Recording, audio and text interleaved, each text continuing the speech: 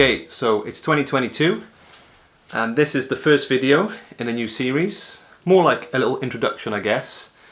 So during this year I'm going to document my own journey, physically and mentally, from the start of the year to the end of the year.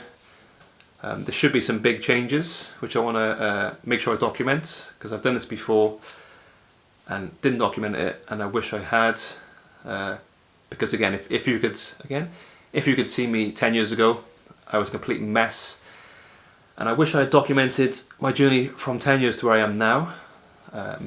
I feel this year is going to be extremely good for my personal growth and my mental growth, so I'm going to do my best to document everything I possibly can. So this is going to be the intro video to that, just basically saying what we're going to cover, you know, just a bunch of shit like that basically. So with that being said, little preface, last year was probably the worst year of my life, I think, or at least one of them.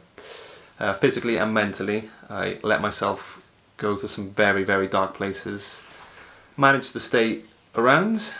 It was a difficult year, as I said, as I'm sure it was for most people, with the year before leading up to that year as well.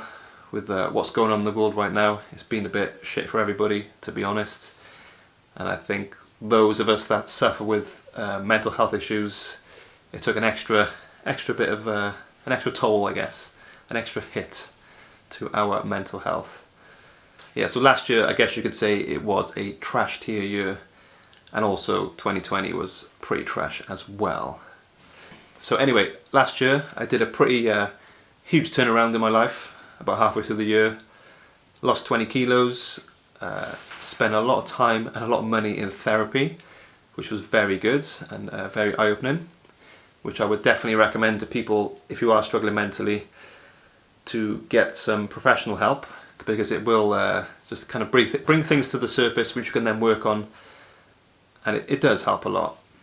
So last year, when I lost those 20 kilos, the motivation for that was fueled basically by pain, which when I look back over my PT career, most of my clients who have made insane results, it's come from a place of emotional pain, and they've learned to leverage that pain into motivation, into working out hard. So that could be, you know, things like if you've been betrayed by your friends, or you've had family issues. Well, most commonly, I guess, is a bad breakup. That's definitely been the fuel for a lot of my clients over the years who have made very good results. So emotional leverage, as I like to call it, can be amazing to get good results and to push you to that next level where you thought you could never go before. With that being said, there is a bit of a downfall with emotional leverage. The problem with emotional leverage is once you've actually done the healing and you forgive the person or forgive the events that happened and you're now at peace with them, you kind of get this like back off period of motivation where you kind of feel just a bit defeated, I guess. I guess you'll only understand this if you've been through what I'm saying. It's actually exactly the same as if you have a goal. What you'll find is the process or the journey of the goal is the best part, where you have like the most fun, you get the most enjoyment out of it. But you'll find once you get to the end result, you have this period where you feel a bit depressed, really. And then there is actually a science behind it, and the science is the TLDR science. Basically, during the process you release a lot of dopamine along the way, but for some reason when you actually get to the goal you no longer release dopamine. So there's a back off period there where you almost get depressed when you reach your goal. This will probably make a lot of sense to people if you've had goals in the gym before, or goals in work or relationships, where you really enjoy the journey of it, but once you have what you set out to get, you kind of have this period where you're just like, oh, well, what do I do now? You kind of have this depressive period, and everyone gets it, and it's just biology basically, so you can't really avoid that too much. There's things you can do, but maybe that's for another video. This is just a little recap. So with that little recap out of the way of last year, let's talk about 2022 and what to expect going forward from this series. Going into 2022, I obviously want to help as many people as I can live a happier and healthy life. So with that being said, I'm going to document my own journey along the way.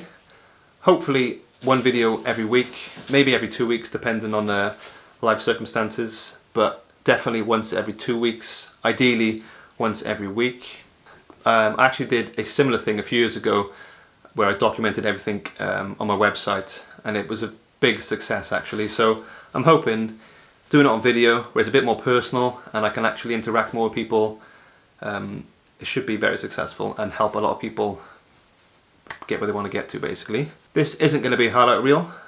Like most people, I do have a lot of issues, and these issues do tend to get in the way of my fitness goals and my life goals. So what you can expect is a pretty honest look of a guy in his 30s getting his shit together whilst hopefully inspiring you to do the same. I'll be including a lot of workout and nutrition videos during the series, ranging from beginner to advanced. So right now it's the first Monday of 2022, the Mondayest Monday of them all. I've spent this weekend writing out my own fitness goals, made myself a new plan, set myself some goals for nutrition to make sure I hit, a bunch of other stuff which I'll reveal in next week's video. I've got a little whiteboard to go over, hopefully that'll help you guys as well. So that's it for this week.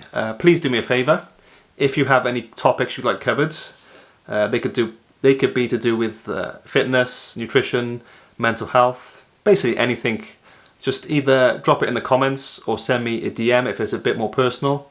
Obviously, I'll always leave your name out of it if I do cover the topic. Okay, thanks for watching. I'll see you next week.